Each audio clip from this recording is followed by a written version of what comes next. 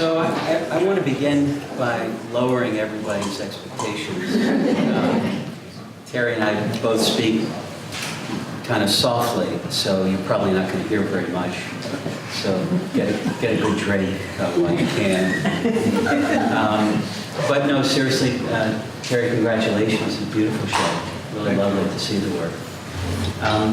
We had a chance to talk about a few things over lunch the other day, and I want to kind of go back and talk about some of those things and maybe get into some other areas. But the first thing that I think is really interesting about considering the career of an artist, particularly one that has worked 6, 7 decades or however long it's been now, is that moment when you come to realize that this is going to be your vocation, that you're really going to do it, and that the other jobs you have are to further this, you know.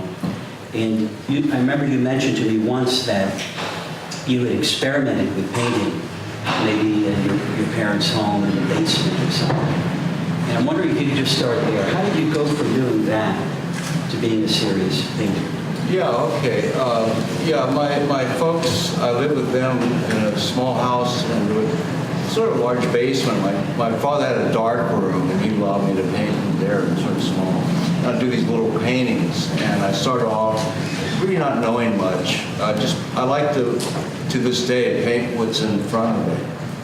And I might move it around and do a lot of things with it, but I always have to have, if I'm painting a model, the model has to be there at least every other time I paint. And I cue myself on the subject matter always, no matter how much I change it around. And so it started that way. And so in the basement, would you stage still lives, or what would you do? Well, there was one painting that I did. It was a beer bottle, you know, and some funny shadows shooting out the side. I just sort of painted what was there. I took the shadow and made a different color out of it. And it's very intuitive. I had a friend, Henry Brandon, right around that time, and he was going to the California College of Arts and Crafts, which is now the California College of Art. And he was studying with Diebenkorn, and I would visit him in his father's house on Spruce, and he had a huge room downstairs where he was painting. And I'd look at these paintings that he was working on, and I was just carried away with it. It was fascinating. And then I started hanging out every now and then over at California College of Arts and Crafts and Diebenkorn's studio, you know, after the end of the day. And you look at all his paintings are up on the wall, and I was just hypnotized by it, how you could get such beautiful images with color and forms, and you see a form coming out of a person or a table or something. To me, it was magic. And so how old were you at the time? At that time, I must have been about 21. And now, were you taking any formal classes, or were you just getting it from Harry and some? No, I didn't. At that point, I didn't have a formal class. It was a little bit afterwards that I studied with Jim Weeks over at the Art Institute. And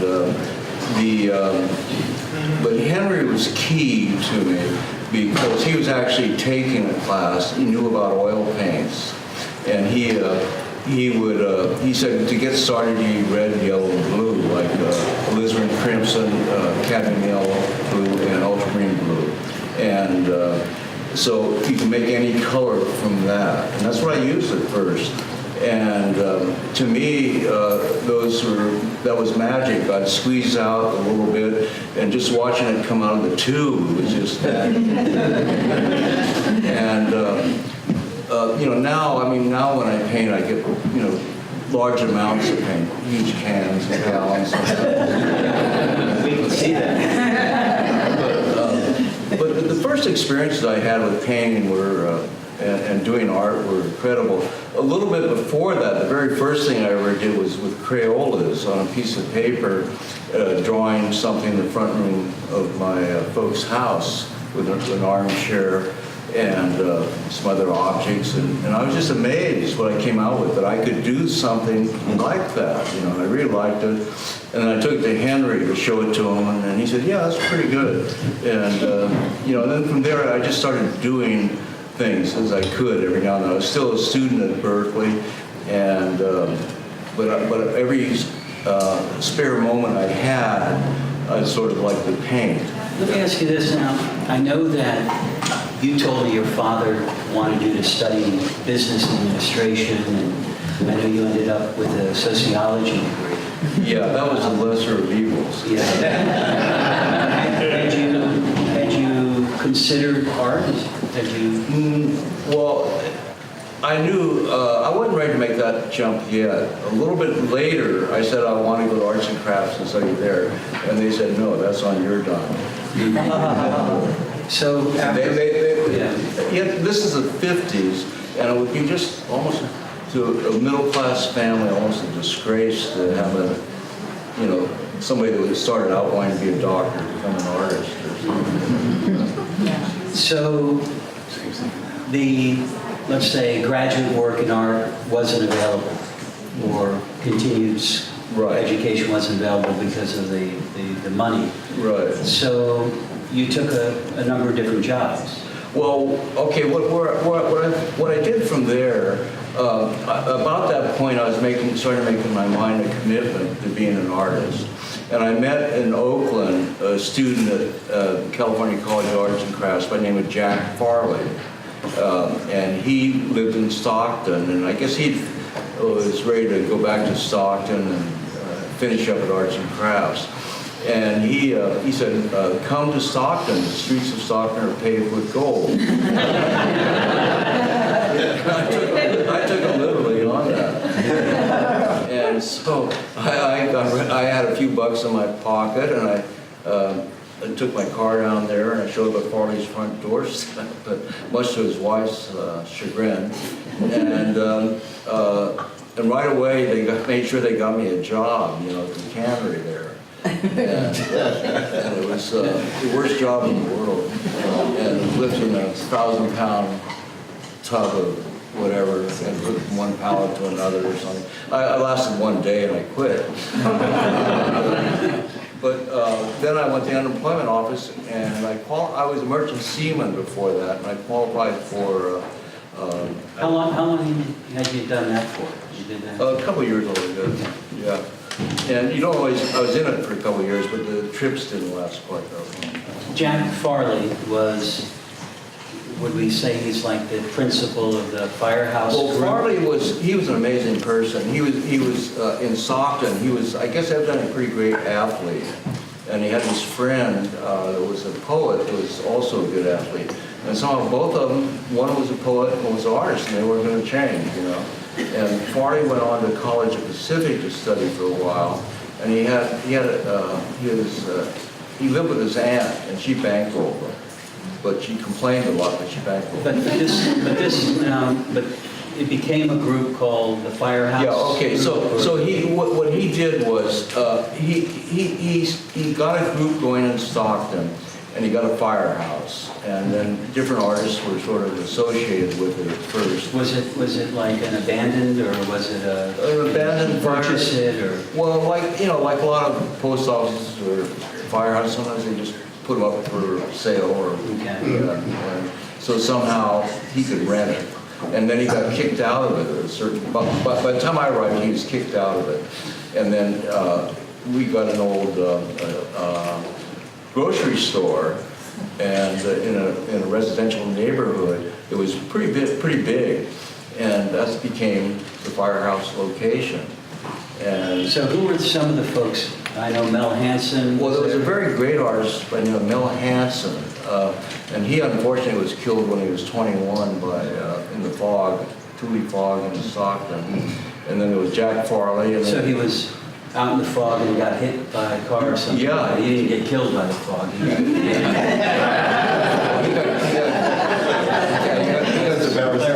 killed while he was in the fog. And so who else? There was... and then there was Bill Schneider, who actually, his art developed much later, and he got to be quite a good artist. Had a couple shows in London. And then there was Peter Rodriguez, who started the Mexican Museum. And then there was, and Rupert Garcia used to come by as a kid and sort of drop in on some other people. Now, we're talking like what year, 1960s? Yeah, about 1960s. So, was there a particular ideology that you believed in? Yeah, Farley was sort of in his own way a drill sergeant. He, to be a member of the group, you had to read The Horse's Mouth by Joyce and Billy Jimson. He patterned himself after Billy Jimson. And he was an enemy of the museum director at the Hagen Museum. He was an enemy of an art historian at COP. And he would spray paint the side of the Hagen Museum when he got in the mood. Did you participate in this kind of stuff? I was a little scared of the spray paint. The statute of limitations is passed, so you didn't. No, he had the only spray paint. So you get out of college, you do some merchant marine work. You're sort of associated with a group of artists that are anti-authoritarian. So is that like, it doesn't sound like you were necessarily trying to get a 9-to-5 job and make a career out of it. No, definitely not. I was, when I was in college, I was in a fraternity, and I was really in the wrong place. Most of the people in there were studying, to be a doctor, or not a doctor, but a lawyer, or go into business of some sort. It was the 50s, and I didn't like any of that. It just didn't appeal to me. I was more or less trying to figure an exit from the whole thing. And art provided the exit. And I was increasingly attracted more to art. And were you then working so that you could go work in the studio or work on the weekends at painting? Or when I was a student, I was doing that. I was working, painting quite a bit. And then when I finally graduated, that's what brought everything to a head. I had to make a decision, and that's about the time I met Farley and the Stockton interview to it. And wait, I have to backtrack. I was in the Merchant Marines for a while there. That gave me money to study at the Art Institute. Then following that, I met Farley. Yeah. And at the Art Institute was with James Weeks. Yeah. So coming out of the Stockton, you eventually, I know you ended up working as a curator at the Oakland Museum. Yeah. Were there jobs before that? Yeah, when I moved back to Berkeley, and I had to get employment somehow. So I eventually got into the post office and was a disgruntled postman.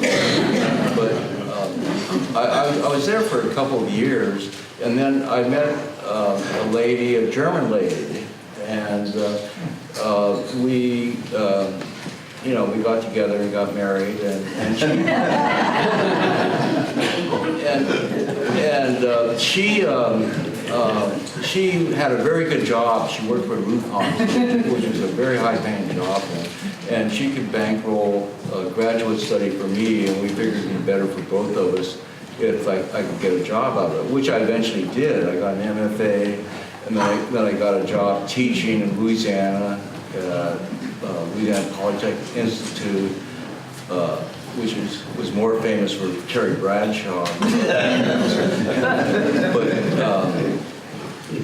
And then from there, it was a dead end. I could have easily had tenure there, but I didn't want to be stuck there. And my wife was really upset. It was a wealthy little community, and she met another German lady who wanted to set her up in a travel agency. And I just said, no, I'm going back to Berkeley. So I went back to Berkeley without a job, and I had to become a house painter to make some money. And in the meantime, I had applied to the Oakland Museum, and so after a year of being a house painter, a year and a half, I got a notice from the Oakland Museum that I qualified to become associate curator there. And then, so that started That's there. when that started. Yeah. So I want to ask you, when did you start doing the plein air painting? 1975. And is the ritual that you like, how do you pick the spot that you're going to work from? Well, I went out with Lou Segrist. I don't know how many people are aware of Lou Segrist's work, but he was certainly a master landscape painter. I've never seen anyone like him. And in his youth, he was taught by Selden Guile, the Society of Six. And Guile, he said, "How do you do it?" And Guile says, "Watch me." That's all he ever told him. And Lou was pretty much that way with me. You know, he didn't like to talk about it, just watch what I do. And he would, we'd go to these different spots. He knew the spots from his youth, and we'd go to these different spots. And of course, things had changed around since he'd done it in the 1920s, but he still knew, you know, quite a few good places to paint. And Like China Camp. China Camp, over in Marin County, various places. Mount Diablo was his favorite. Let me ask you this, the mechanics of it. Do you carry an easel? Is it a folding? Well, what happened was I had an old station wagon. I used to pile a bunch of stuff in and essentially create a studio that I could take with me. And then I got, when Lundy died, he left me a lot of money. So this is Lou Segrist's son. Yeah. That you also painted. Yeah, Lou and I, Lundy and I were very good friends, and he always rode out with me, and then he left me a lot of money, and then I finally got a nice truck. And so I would set up a studio, and then, you know, go wherever I wanted, and I had the studio in a nice Toyota. So what was in it? So you had an easel? Well, Break it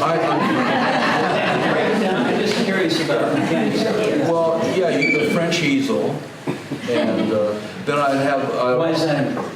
Well, because the French easel you can break down and you can lift it and you can paint any place. You go on the side of the hill and set it up. It's just very easy to set up. You know, I mean, the Society of Six painters, if you look at a lot of their paintings, they're the same size, Yeah. as if they fit in a little wooden box that has Yeah. an easel in it. And I'm curious as to... Well, Your work is- Lou disapproved of the French easels because he painted. There's a photograph of him painting. He always painted, even when he's an old man, he'd flop on the ground. Yeah. And Just against his knee, or... yeah, and he had a box and he'd prop it up or something. And he would also buy the cheapest paint he could buy. You know, he just had this huge palette he'd bring out that he had. Would he gesso the canvas? Or? Well, those are ready-made, it's the small ones, but all ready-made usually. And no, it'd take too much time to do the gesso and all that. And so when I went out, I did different things, and I had a French easel, and I think when I wore gloves or something, he called me a pansy thing. So let me ask you this. So you've got the spot that you want to paint, and I mean, one of the things about art that I think is fascinating is sometimes when you look at a canvas, you see a lot of things in it that you wouldn't have been able to invent yourself. Yeah. There's the quirks of nature, or a car that happens to be parked there, whatever it might be. Yeah. Do you stay true to what you're looking at, or do you? No, from the beginning, I've always keyed in what's there, and I change it around. When you say change it around, in what way? Well, I wasn't literal. You know, if you're in a spot in Diablo or any of our wonderful hills here, in the summer, it's usually that yellow grass and then this green, and you have to, you know, the colors come out if you let your intuition take over, where you don't have to stick with what's there. You aren't reporting on the... What about the shapes, though? The shapes are there, and they change a lot throughout the day. Like when it gets towards later in the day, you get these beautiful hard shapes in different places. And they're always shapes if you look for them, and you can exaggerate the shapes. If they're hinted at, you can exaggerate. And I always look, I diagram in my mind or I draw ahead of time shapes. And then I don't stick with that necessarily the whole way through, but it's a way of getting into the canvas. Now, would you take the work back to the studio and do more work on it, or? Not in those days. Yeah, What does that mean? that's a later. Well, later I started reworking everything quite a bit. After Lou and Lundy, after Lundy died, I quit going out in the same way all the time. Lundy only liked to paint 3 days at a certain spot, and he's bored and wanted to go to another spot. So I couldn't. But I tend to I could stick with something for 3 months or something. So I remember I always liked the art classes, but I wasn't inspired to be an artist from that necessarily. I should add that I had a great-grandmother who was quite a good painter. And she came from a very affluent family when she was young, had good lessons, and I have a painting of hers that's quite good. And then my mother was extremely talented, even though not educated in art, but she would do wood carvings and things that were quite good.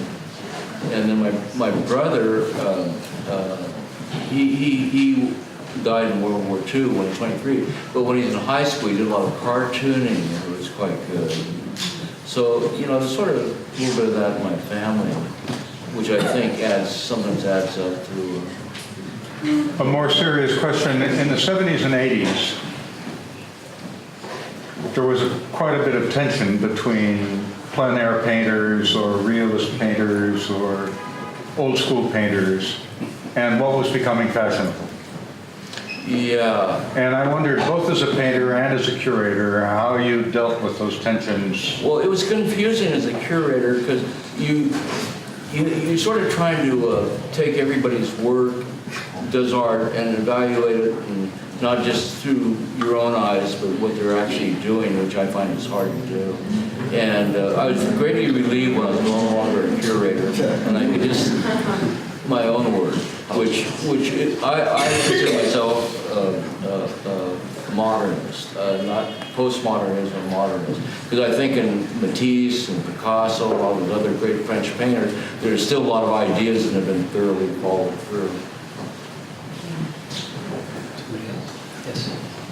Yeah, can you tell me or us why have you been moved to paint so thickly? Why, what? You paint so thickly, like your old one. Okay, yeah, that's a good question. Thickly, and now you At a paint certain, lots of that's a good question. At a certain point, I became allergic to oil paint, and then I knew that I didn't use paint thinner, and they didn't have all these odorless thinners in. If I just use what was out the tube was safe, which it is. Because I paint with this paint, mostly no thinners, and so it's pretty safe. I don't think I'm allergic as much as I used to be, but I do use odorless paint. You can get that in Thailand, it's quite expensive. You can get that there. Can you say something with the drawings in the back? What is the mechanical process like? What brushes or pens are you using?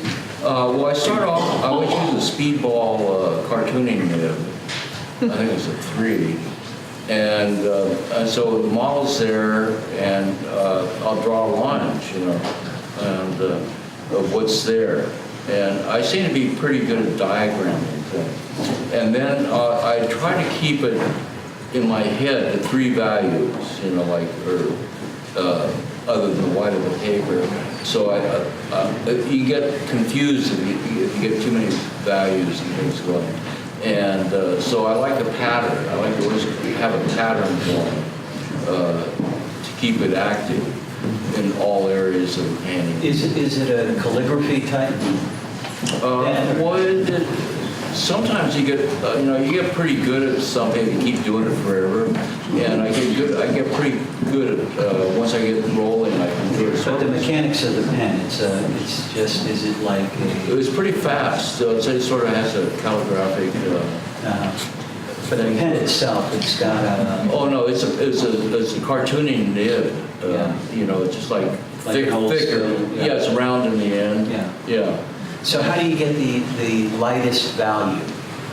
Oh, well, what I do is I use actually just regular bright brushes with bristles.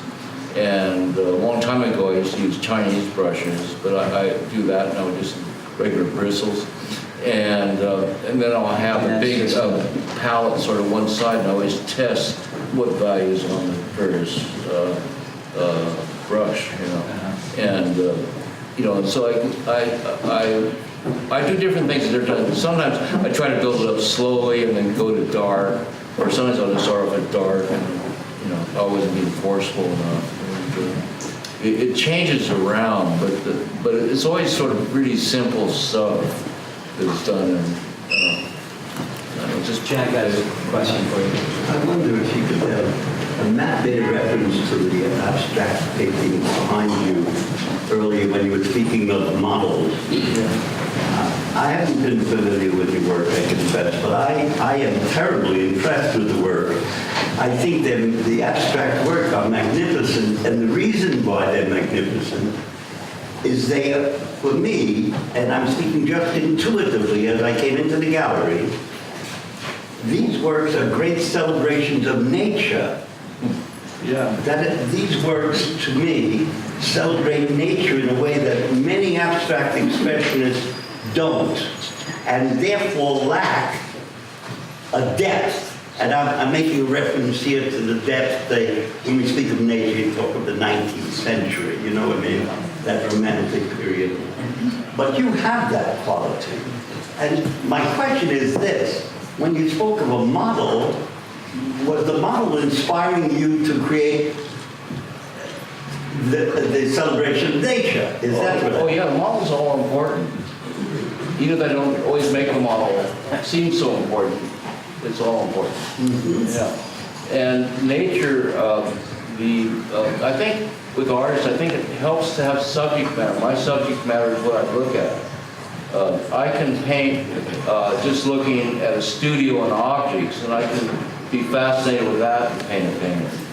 Because I just like looking at things. It seems to me that the figurative work, though, the painting of the model, is almost like a plein air painting. I mean, and that's why it has that nature. Well, probably because I did a lot of plein air painting, that my approach has been affected by that. Between representation, plein air painting, and abstraction. It was one of the biggest things. And when the abstract artists went from plein air and became abstract, it was like they saw the light. Now, that's the way it's observed by people who aren't artists. What about you? Well, it seems to me like art's gone through so many changes, sort of live and let live now. And it used to be quite strict, you know, about what you're doing. Like if you were doing abstract expressionism, and then David Park starts doing figurative painting, there's a big uproar. And it seems like now it's pretty much like just if it's good art. Yeah. But I think at that time, because there were only a certain number of journals that were going to cover art, a certain number of writers about art, and so if they went from one movement to the next and left the others behind, it meant a lot more, I think, that there was that fight between which is more legitimate, whereas today, these things coexist, and there's a lot more of an opportunity for everybody to be heard and to be seen. Be legitimate. Yeah, and so you don't necessarily feel in competition with someone doing non-representational work. No. Well, for example, John Zurier had a show at the Berkeley Art Museum recently, a couple of years ago, and I thought it was really a great show. And it's he just, you know, it looks on the surface, you look at it, it looks like one color, but you look at them all on the wall and how they work with each other, and a very, very nice show. And I think I read somewhere in the statement that he isn't necessarily after color, he's just sort of after what a material does when he puts it down or something. So it's a real process. A process, yeah. And I thought the work looked pretty great, you know. And, I want to ask you about when you first started exhibiting. I know that one of your earlier shows was in the mid-60s, 1965, Lucien Lebeau Gallery. That was kind of an important gallery back in the day. You were in a group exhibition there. Yeah. Talk a little bit about that. What were the opportunities like to be seen? Or Well, they actually, at that point, I didn't expect anything really. So whatever I got a show in, I thought it was fantastic. And so I think I had the idea to try Lucien Lebeau gallery. It had seen its better days. I think she had Hassel Smith show and different things in the past. But Julio Ramos, Henry Brandon, and I had a three-person show there. And I was really happy with it. She was a magnificent lady. She was a little impatient with starting an artist. I said, well, this is the beginning or something. She said, oh, she said something like that. But she was, and later when I went to the Oakland Museum, she was very generous. And she gave 4 of Lucien Lebeau's paintings to the Oakland Museum. we have a question over here.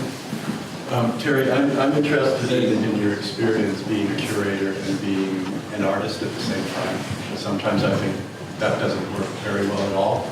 No. And so I'm interested in that, but I'm also interested, when you were a curator, were there projects that you worked on that informed your work even to this day, that you remember, that linger? Well, I understand what you're saying. It was hard being an artist and a curator, and I got tired of that role.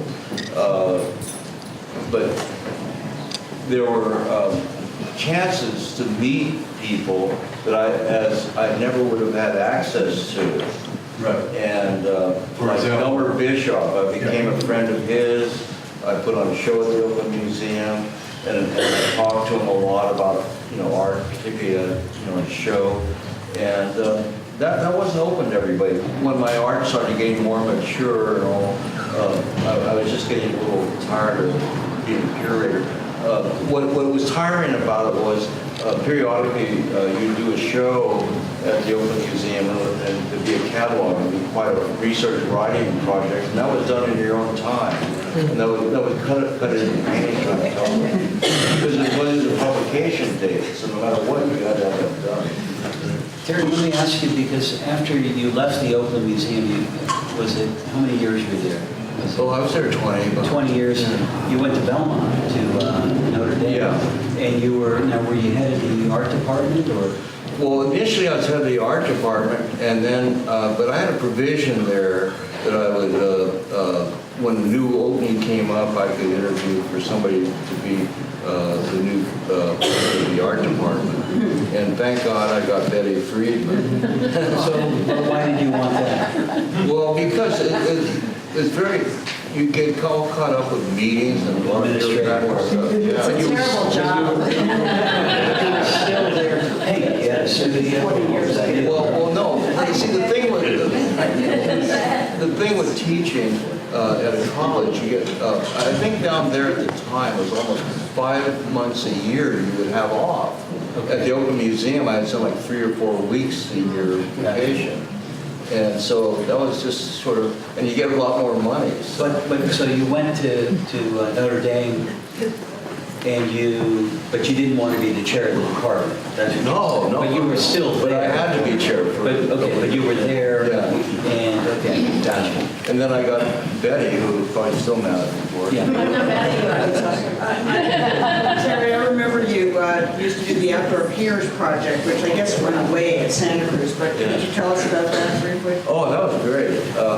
I was at the Oakland Museum, and I take my vacation to do that. I had a 4-week vacation.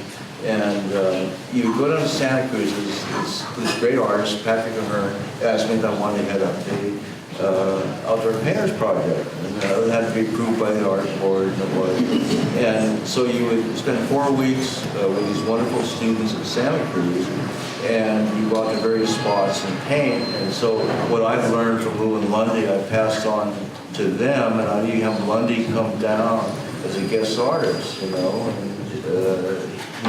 students could watch him paint. And I had other artists who did guest artists, like the wonderful artists in Marin County that did teach at the junior was there.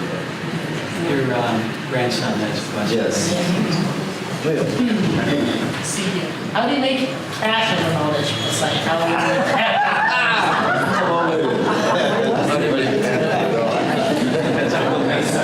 You're asking the wrong person. I've got some comments, some quasi questions, but it just seems to me that these paintings would weigh like 10 times. And I see immediacy in there. Beg pardon? But I see intuition, yet, like an attack. It's sort of a, like flip sides of a coin, and it almost seems as if I were to peel that layer, there'd be like a completely different painting. Are you fighting for this thing, or what's going on there? Well, what happens is you start off, again, I don't try to build it up. I scrape a lot off, believe it or not. I scrape an awful lot off, but at a certain point it starts building up. Now, there's a problem, and too much builds up. Like there's a painting around the corner, Thai woman in strong light, and I got too much paint on, and the canvas started sagging because it was, and then it had to be conservation had to occur through the gallery here to straighten it out. And so I am conscious that I don't want it to build up too much because it creates real problems. Now, what I have to do in the future, I think, is to get ash wood and stretch canvas over the ash wood. More so than that, is, I understand, but in your mind, are all these layers, is it that you're trying to find this moment, or is it just part of you build up and it becomes? Well, see, what happens is the painting will start off, it's not too interesting. Then you start getting interesting areas where something is what I call working. And then you have to have something to relate to that. And then you do this, you do that. And pretty soon it's out of balance. So you got to make a change to get it going again. It just keeps going like a puzzle. Let me, I just want to ask you one final thing to close it up, because we've been going for about an hour and I'm getting the signal. How important was it in your career to have critics write about the work? And how do you, okay. Well, I was, at the beginning, I was very fortunate. I had a show at Holy Names College, and Tom Albright picked it up and wrote about it. And what year was this? that was about 1974 or 5. And that was a major boost for me. I mean, especially I was at the Oakland Museum, I was getting write-ups for doing exhibitions. And, it's good, major for my art career. And because Albright, and then I got several good reviews down the line from him. And then later, and then Charles Shearer was in the audience. He would write in the Oakland Tribune some very nice reviews, and very perceptive reviews, and a very kind critic too. He never slammed an artist, but he would give you a good review if you liked it, and he wouldn't be mean to artists either. And then with Baker, he was a real big blessing a lot of times. And then finally, one of the last reviews he did before he retired, he reviewed the show, and it was, pretty much a rave for my show. And I was totally confused by that. The artist doesn't control whether or not the show gets reviewed. Is there anything, is that the gallerist working on your behalf? Well, it's hard to say, how it worked. Like, I was lucky last time you gave me a nice review, and some people thought that was, the best review. And I thought it was a very good review. And even somebody from Los Angeles covered the show, the last one. And it's out of the artist's hands, really. So, thank you. It's been a pleasure.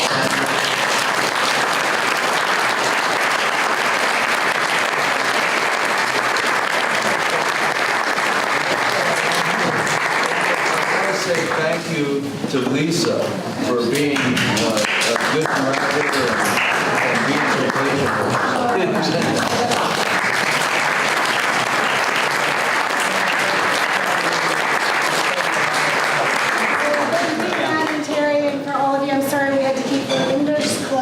just for sound, but we'll open them up. Great. Please stay and enjoy the art and have some wine. We're so happy you're here. Thank you. Thanks, guys. That was